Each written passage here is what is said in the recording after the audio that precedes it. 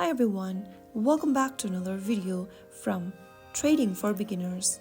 In this video, I'm going to show you how to log into Capital.com app. To log into Capital.com, first of all, launch open the Capital.com application on your device and in the welcome screen, choose the login option at the bottom. Now, go ahead and select one of the methods that you previously used while creating an account. You can log in with your Apple ID, Google account, or Facebook account, and even email and password option.